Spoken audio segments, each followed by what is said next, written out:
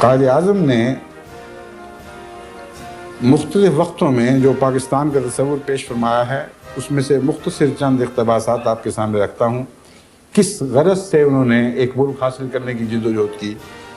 فرماتے ہیں ہم پاکستان کے تمام فرقوں کی خوشی کے لیے مسلسل کوشش کریں گے۔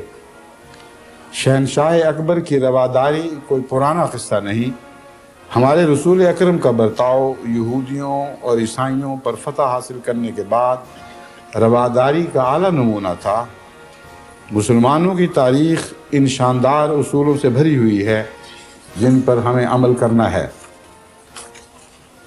پھر دہلی میں مرکزی و صوبائی مجالس آئین ساز کے مسلم ممبران کے سامنے خطاب کرتے ہوئے فرمایا، یہ 1947 کی بات ہے، ہم ایسے پاکستان کے قیام کو پسند نہیں کرتے جو تنگ نظری، علاقائی و لسانی تعصب اور مفاد پرستی کا معدن بن کر رہ جائے۔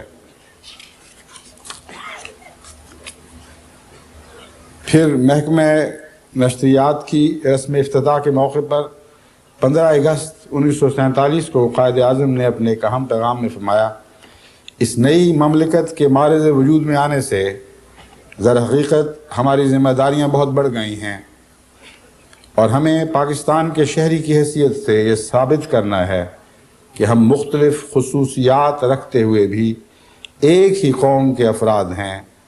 ہم میں ذات پات کی کوئی تفریق نہیں، ہم ایک دوسرے کے ساتھ محبت، خلوص اور امن کے ساتھ رہ سکتے ہیں اور ملک کی خوشحالی کے لیے متحدہ جد و جہد کرنے کے اہل ہیں۔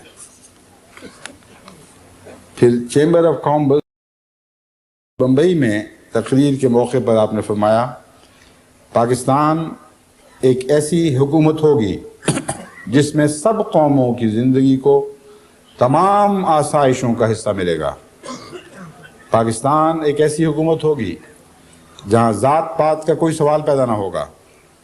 آخر مجھے کسی فرقے کے خلاف جو اپنے افراد کی تعلیمی اور معاشرتی ترقی کے لیے کوشاں ہے کیوں شکایت ہونی چاہیے؟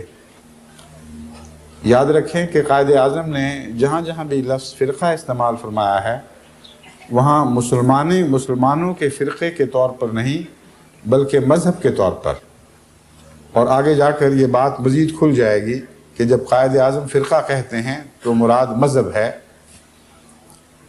فرماتے ہیں گویا معنی یہ ہوئے کہ مجھے اس بات سے کیا تکلیف ہے، کیوں شکایت ہو کہ کسی مذہب کے ماننے والے اپنے مذہبی اقدار کے مطابق اپنی نسلوں کی تربیت کرتے ہیں، اپنے ماننے والوں کو پیغام پہنچاتے ہیں۔ ایسی کوششوں کو فرقہ داریت کہنے کا کوئی فائدہ نہیں۔ جتنی جلدی آپ حقائق کا سامنا کرنے کی کوشش کریں گے اتنی ہی جلدی آپ موجودہ مسائل کا حل تلاش کر لیں گے۔ قائد اعظم نے مجلس دستور ساز کے افتتاحی اجلاس کے موقع پر 11 اگست 1947 کو صدارتی خطبے میں فرمایا، ہماری ریاست کسی تمیز کے بغیر قائم ہو رہی ہے۔ ہماری ریاست کسی تمیز کے بغیر قائم ہو رہی ہے۔ یہاں ایک فرقے یا دوسرے فرقے میں کوئی تمیز نہ ہوگی، یہاں ذات اور عقیدوں میں کوئی تمیز نہ ہوگی۔ ہم اس بنیادی اصول کے تحت کام شروع کر رہے ہیں کہ ہم ایک ریاست کے باشندے ہیں اور مساوی باشندے ہیں۔ ہم ایک ریاست کے باشندے ہیں اور مساوی باشندے ہیں۔ پھر اسی خطبے میں فرماتے ہیں، آپ آزاد ہیں، آپ آزاد ہیں، آپ اس لیے آزاد ہیں کہ اپنے مندروں میں جائیں، آپ آزاد ہیں کہ اپنی مسجدوں میں جائیں یا پاکستان کی حدود میں اپنے کسی عبادت گاہ میں جائیں۔ آپ کا تعلق کسی مذہب، کسی عقیدے یا کسی ذات سے ہو، اس کا مملکت کے مسائل سے کوئی تعلق نہیں۔